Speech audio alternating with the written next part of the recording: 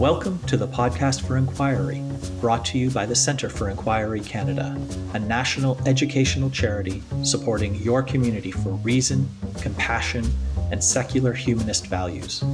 You have answers, we have questions. I'm your host, Leslie Rosenblood, board member and secular chair for CFIC. Welcome.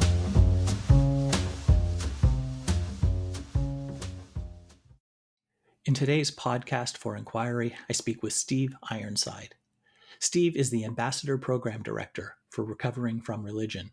He has a Bachelor of Arts in History and Education. He was baptized Anglican, but considers himself a lifelong secular humanist. Steve believes in the importance of friendly discourse and is an avid fan of street epistemology. In today's episode, we talk about Recovering from Religion, an organization dedicated to providing hope, healing, and support to those struggling with issues of doubt and non-belief, and addressing the cognitive dissonance that can arise when the contradictions and demands of one's faith is no longer consistent with one's worldview. We talk about the resources and programs that Recovering from Religion offers, who should and does use it, and how and the gap that it fills in today's society. I bring you my conversation with Steve Ironside. Steve Ironside, thank you for talking to me today on Podcast for Inquiry. Yeah, thanks for having me. This is awesome. We've been wanting to do this since August timeframe, and now we're here, so it's great.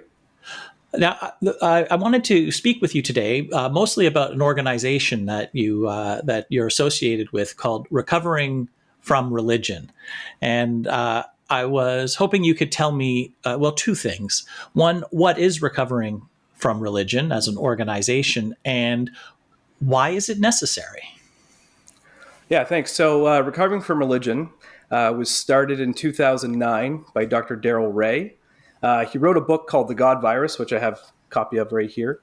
And basically, he read Richard Dawkins' books, and he wanted to write something from a psychological perspective. He has a doctorate in psychology and a master's in divinity. So he thought, I need to write something from a psychological perspective that shows, it's kind of used as a metaphor of a virus to explain religion and how it passes on to the next generation, and how ministers and priests are kind of like vectors in spreading that information. So that's and basically was he part of the clergy himself? Was he a practicing, I'm assuming Christian, but like a practicing member of the faith, and then came to a different worldview? Yeah, so actually he was a liberal Quaker, so he was on the very liberal side of things, but definitely was involved in that, and decided that he needed to write a book about what he was witnessing when it came to dealing with people who were struggling with religion. So what happened was he wrote this book, he went on this tour, and everyone was coming up to him and asking him questions and saying, like, I'm really having a hard time. My wife is religious, and I don't know how to deal with that. I'm getting ostracized, and I'm getting kicked out of my family for my beliefs and things like that. And he thought, okay, I need to create something that is going to help these people. So he ended up booking out a room at the local IHOP in Kansas City in 2009, and 11 people showed up. He just put a thing on Meetup online, and 11 people showed up. He only knew one of them. They ended up staying so long that they got kicked out. So he thought to himself, this is something that's definitely needed. And then from there, it's just progressed. And now we are an online-based organization. So the mission of Recovering from Religion is to assist people that are struggling with issues of doubt and non-belief. And we have hundreds of people a month that we help through either our helpline or our chat line. And that's it's a massive need. So explain that to me a little bit more. Like, why is there such a need for it? What services do you provide that people can't do on their own, and why are people flocking to your organization for support? Yeah, for sure. So for one thing, it's very discreet. So, people can call with issues and not have to explain it to their religious friends and family that they're having doubts or that they are no longer a believer. We offer peer support. So the support that they get through us is just peer support. So offering a helping hand, helping giving them a shoulder to cry on or an ear to listen. And we I'll get into it later, but we do offer some other resources as well. But the biggest thing is people need somewhere to go if they're experiencing the harms of religion. And not all religion is harmful, but there are definitely aspects. So someone comes out as gay and their family is not on board with it because they have a certain bias because of their religion, then maybe they'll end up homeless, or maybe they'll be kicked out or something like that, and they'll call us and we try and walk them through coming up with a plan. Right. And so I can see that, unfortunately, religion is a major source of homophobia in the world, and hatred towards really anything that other than opposite sex attraction.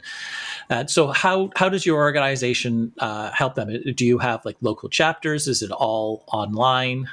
How does it work? Yeah, so we do offer support groups. There are support groups in, I believe, 8 countries in the world. I believe there are 45 support groups right now. And yeah, basically, someone can go on our website, recoveringfromreligion.org, find a group in your area, type in their postal code or their zip code wherever they're living, and it'll pop up with all the groups that meet either in person or online.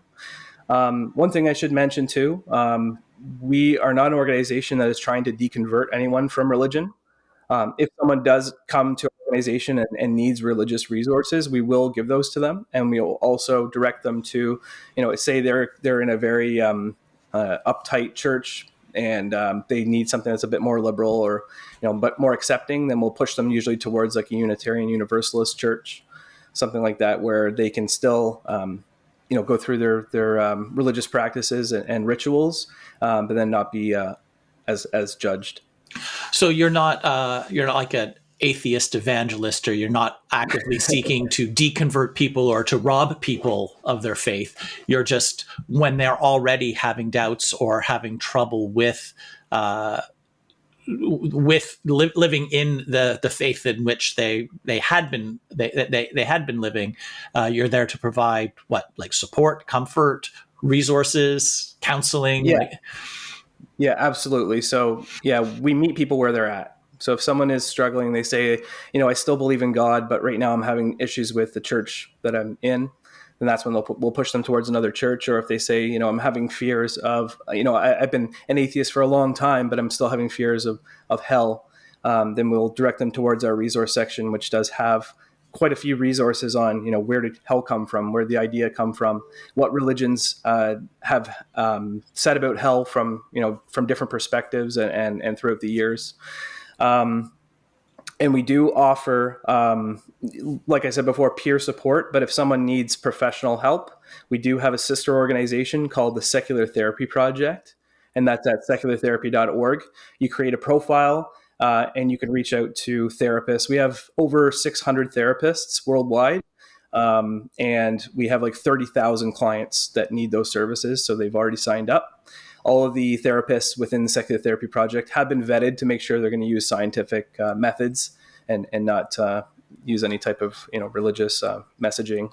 Well, one would hope that anytime you see a therapist, they would be using techniques that work, that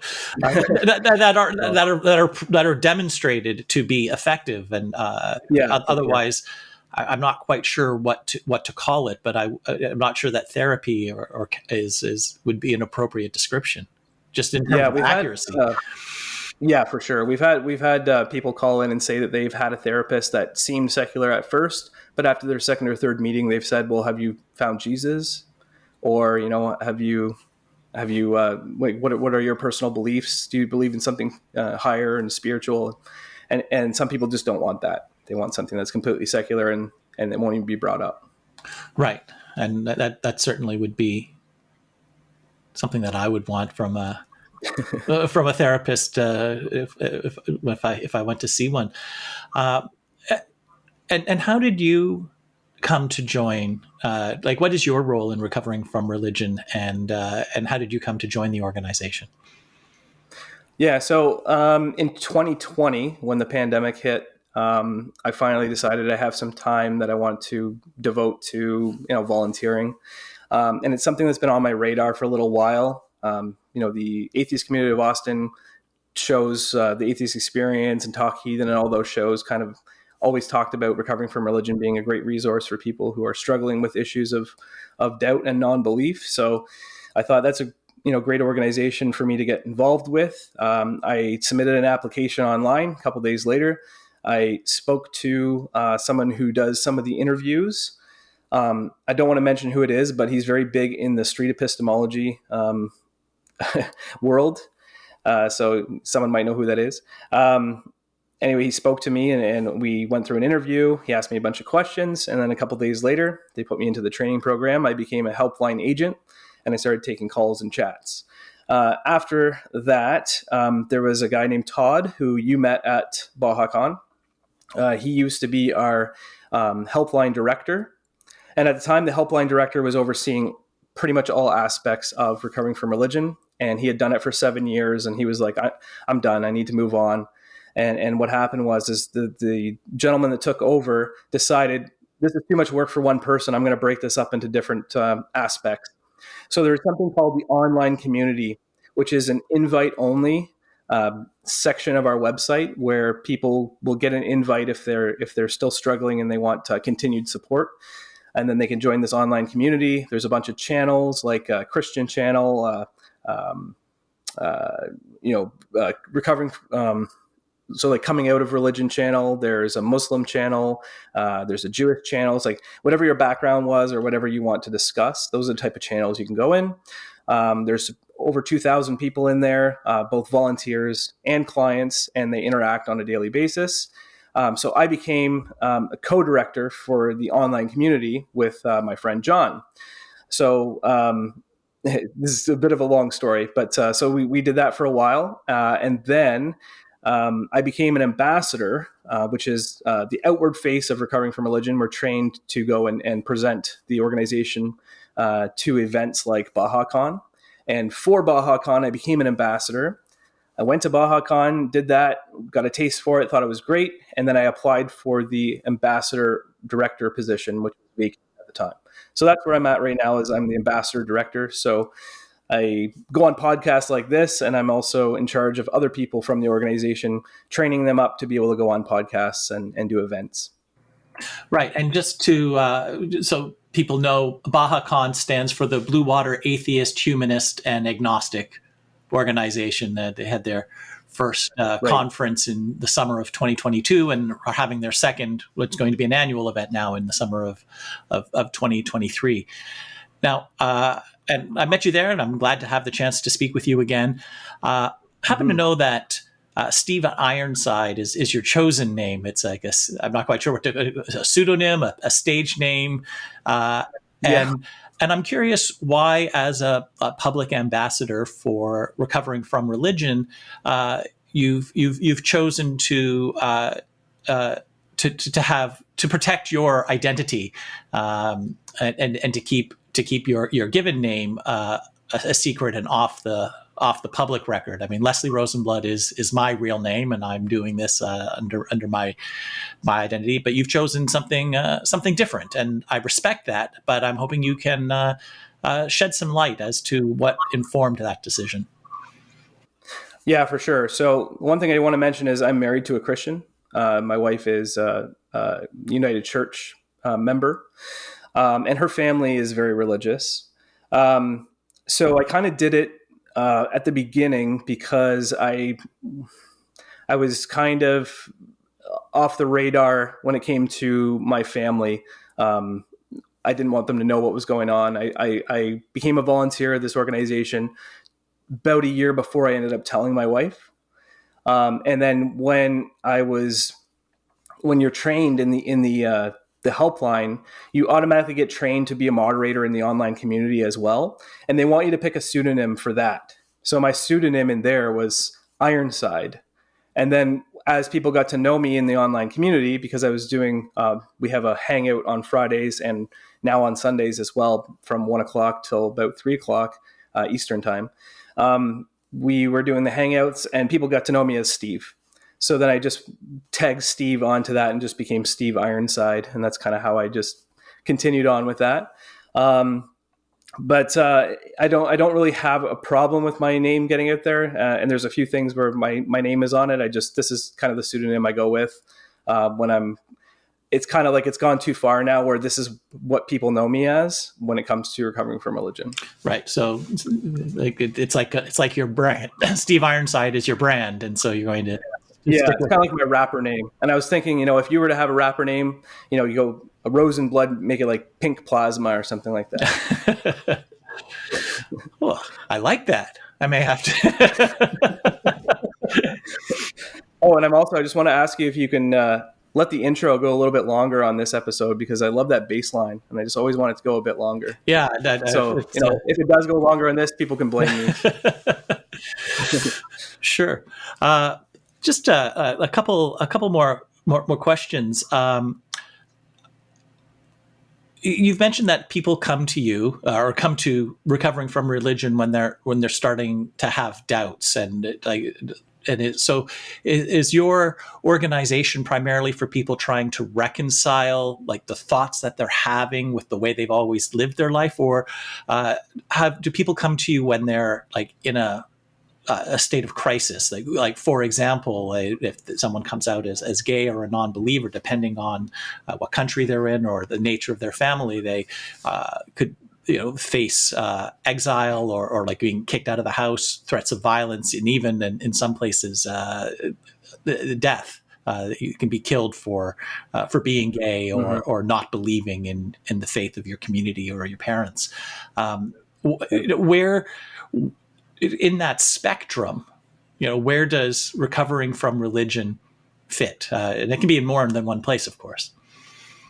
Yeah, no, that's a really good question. And the answer is all of it. It all fits in. We get people who yesterday they decided they don't want to follow their parents' teachings anymore. And they just decide, I'm an atheist. They don't really know what an atheist is. They'll give us a call and say, hey, what's an atheist? And we give them, the standard definition, and then also just kind of what it means to us. But yeah, there's people all different. I had someone the other day. I can't mention any names. Of course not. I do not betray any confidentiality here. Yeah, for sure. Yeah, for client confidentiality, I'm just going to relay a couple stories, but not mention any names or anything specific. But I did have someone scream crying on the phone, who like for a good 15 minutes that didn't know what to do anymore about anything. And those are the type of things that, we calm them down. We give them some resources. We say, we're here for peer support. And, if they need additional, counseling or anything, we direct them towards a secular therapy project. We invite them to the online community if we feel like it's something that's going to benefit them for continued support. Because the one thing we normally don't do is follow up on someone. These are clients that just kind of come to us on a whim, and we don't really check in, in a week or two to say, oh, is this person doing okay? That's one way that the online community can help us out, because if someone is in there, they're continually going through their journey, as we call it. And like I said before, we're not trying to push them one way or another. And we've had people that belong to the online community for quite a few years, and then they'll say, you know what, I've actually decided I'm going to go back to Islam. And we go, okay, you've had the time to think about it, and this is what's right for you, and you can go ahead with that. Another thing I want to mention too is that if we do get a chat from a country where it's going to be, the death penalty if they come out as a non-believer or something like that, we do ask that they disconnect and re-chat in with a VPN so that it doesn't show where in the country where they're calling in from or chatting in from, because that definitely can be tracked by certain governments. So I got a couple of questions. I want to go back to something you said just at the beginning of that, when you said that you would provide them what your organization's definition of an atheist is. And I was hoping, what would you, or what would recovering from religion How would your organization define atheist? Yeah. So sorry, I didn't mean the organization's opinion. I just mean like our personal opinion Oh, on the okay. phone. Because yeah, we're all independent volunteers. Everyone is a volunteer. We're also a 501c3 nonprofit organization. So yeah, we're all volunteers. Everybody might have a different opinion or idea of what an atheist is. You know, to myself, I call myself an agnostic atheist because I don't believe in a God, but I have no idea for sure if there is one or many or what, Right. right? You know, if someone can provide me evidence that there's a deity or multiple deities, I would definitely believe it. So I normally start with, I ask them, what do you mean by atheist? What do you think an atheist is? And then if they give me a definition, then normally what I'll do is I'll say, okay, well, this is what I think. And what do you think about this? And I kind of we use street epistemology kind of to get to the heart of someone's issue, and then to also have them pull through and get an action plan to kind of pull themselves out of that Yeah, situation. one of my favorite bumper stickers of all time. It says militant atheist. Oh, sorry. It says militant Okay. agnostic, Oh, militant and then agnostic. Yeah. underneath it says I don't know, and neither do you. Yeah, that's awesome. So if someone Yeah. if someone wants to make use of your services, I know that at least with the people that I know that have left their faith, and in many cases that means leaving their families behind, their community, their support, and there's a significant social and financial cost to that. We alluded to that earlier with homelessness. How much, like, is there? Do people have to pay in order to make use of your services, or is it all done by volunteers and it's at no cost to people that want to speak to you and partake in the various groups that you offer? Yep, it's totally free. There's no cost associated with any aspect of recovering from religion. The phone number is also a toll-free number. It's 184. I doubt it. So you can call in from Canada and from the US. And then we also have a line for British citizens. We also have a line for, I think, South Africa and Australia that are also toll free. You can also make a web call. So if you go to the website, in the bottom left corner, there's a web call button and also a text to chat button.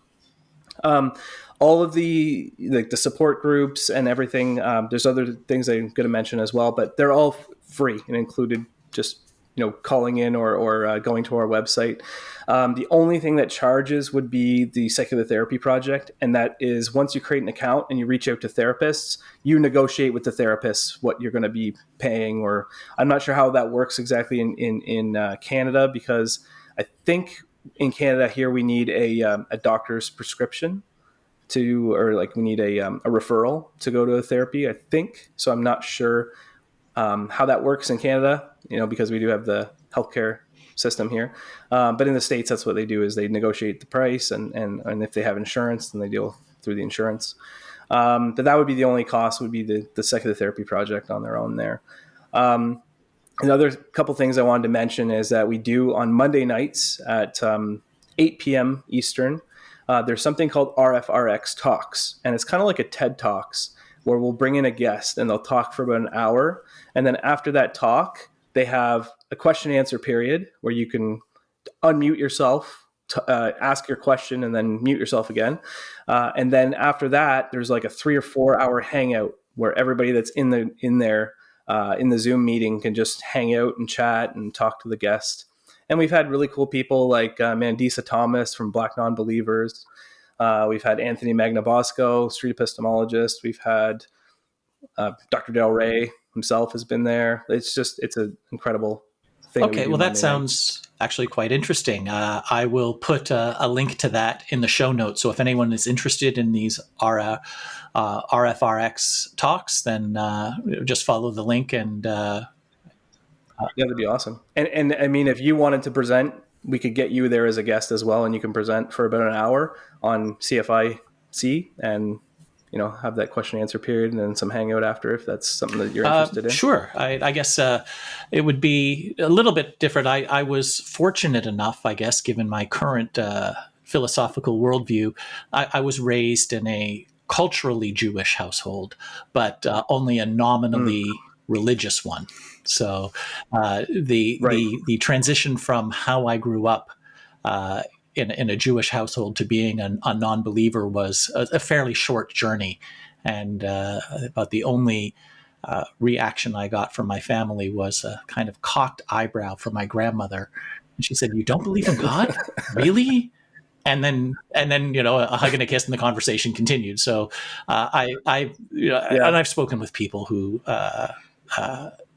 for whom the cost of being honest, I tried to believe, I want to believe, I just can't. It doesn't what my faith demands, or what my religion demands, is just contrary to what I see and understand in the world, and I can't reconcile the two. And it's been agonizing for many people, and I consider myself to be very fortunate that I did not have to pay any kind of price to live my life as I see fit, and as I think is good and just and moral. So it's for sure. And I've heard some of your debates and things like that, and I just think that you're really coming from a very compassionate place. I can hear it in your voice when you're talking to your other interlocutor. You always seem like you're very passionate about it, and you're very it's very heartfelt. Well, thank you. I appreciate that, and we'll talk, and I'll be happy to join our RfRx at some point.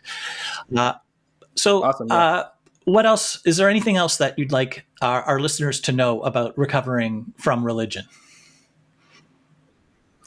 Well, basically, we're always looking for volunteers. We're looking for, people to run the helpline. There's people that have tech skills that we don't have, a couple of us, so just anything like that. We're looking for people to volunteer their time. You can just go to our website, recoveringfromreligion.org. There is a volunteer tab on there. You just click it. You can fill out an application. You'll speak to somebody on the phone, and then you go through some self-paced training before you do some one-on-one training with some of our agent supporters. We also are, 501c3 nonprofit. We run 100% on donations. So there is a donations link as well. It's through PayPal. And all proceeds go towards our programs and just supporting people who are, struggling with issues of doubt and non-belief. That's pretty much it. We do have an upcoming fundraiser, but I think this episode is probably going to air after that. It's going to be on May 6th. Ethan Michael, the Your Friendly Neighborhood Atheist, is running a fundraiser where he brings in voices from that community, and they start raising money. Last year they raised quite a bit of money for us, and that's where we get a lot of our money to do to provide the resources and programs. That sounds great, and I'm glad that your organization exists, because there's certainly a demand for it, and I'm glad that you're helping the people that need it. So, Steve Ironside, thank you for taking the time to speak with me today on Podcast for Inquiry. Thanks. Take care. We hope you enjoyed today's episode. Links for today's discussion can be found in the show notes. If you enjoyed today's podcast, please subscribe and engage in the conversation. Comment, rate, and review. We'd love to hear your perspective. The Podcast for Inquiry is brought to you by the Centre for Inquiry Canada. We rely entirely on donations to be your voice supporting science, free inquiry, critical thinking, and secularism here in Canada. To our supporters, thank you.